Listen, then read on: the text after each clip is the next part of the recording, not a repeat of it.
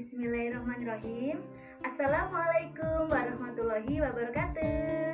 Halo teman-teman semuanya, apa kabar? Semoga kabar baik ya.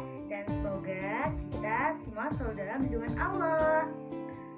Oh ya teman-teman, perkenalkan terlebih dahulu ya. Nama saya Enda Nurhana dari Prodi PGSD Kelas Karyawan dengan nomor induk mahasiswa 20218105. Alhamdulillah teman-teman, pada kesempatan kali ini saya akan mempresentasikan peta konsep mengenai keanekaragaman makhluk hidup dengan peta konsep yang sudah saya buat teman-teman. Ini dia, mari kita pelajari bersama-sama ya teman-teman. Keanekaragaman makhluk hidup. Apa sih keanekaragaman makhluk hidup?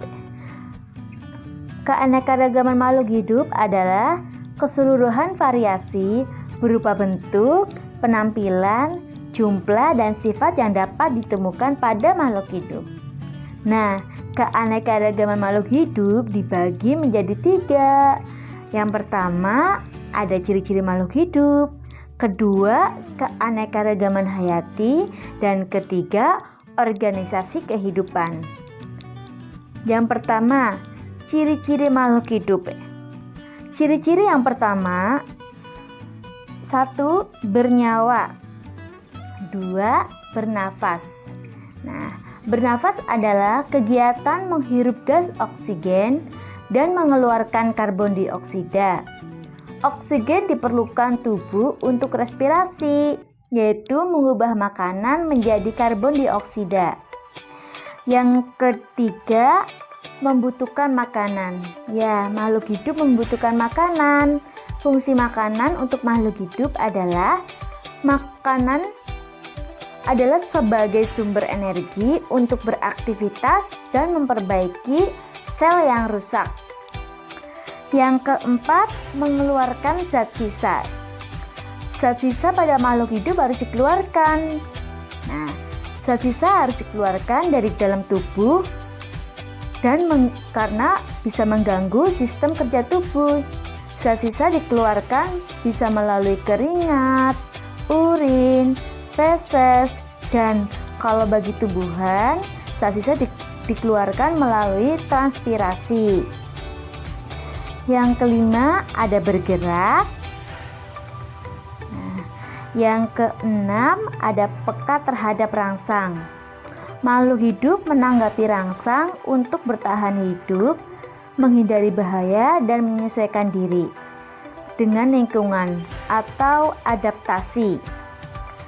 Nah, ciri berikutnya ada tumbuh dan berkembang. Ya. Lalu ada berkembang atau reproduksi. Tujuan makhluk hidup berkembang biak adalah untuk melestarikan jenisnya. Kemudian ada keanekaragaman hayati. Keanekaragaman hayati adalah keanekaragaman organisme yang menunjukkan keseluruhan atau totalitas variasi. Keanekaragaman hayati meliputi keanekaragaman antar jenis dan variasi dalam satu jenis. Untuk mempelajari 2 poin tadi, diperlukan identifikasi nama ilmiah dan sistem pengelompokan atau klasifikasi, contohnya sistem 5 kingdom. Nah, sistem 5 kingdom ada 5. Yang pertama, ada Monera. Monera adalah organisme yang memiliki struktur tubuh yang sangat sederhana. Lalu kemudian ada Protista, Fungsi, Plantae, dan Kingdom Animalia. Selanjutnya, organisasi kehidupan. Organisasi kehidupan adalah organisasi yang mencakup sel. Nah, apa sih itu sel? Sel adalah kumpulan materi paling sederhana yang dapat hidup dan merupakan unit penyusun semua makhluk hidup. Kemudian sel ini membentuk sebuah jaringan, lalu membentuk lagi organ, sistem organ, dan organisme. Jaringan adalah sekumpulan sel yang memiliki bentuk dan fungsi yang sama. Lalu, organ adalah kelompok jaringan yang melakukan beberapa fungsi.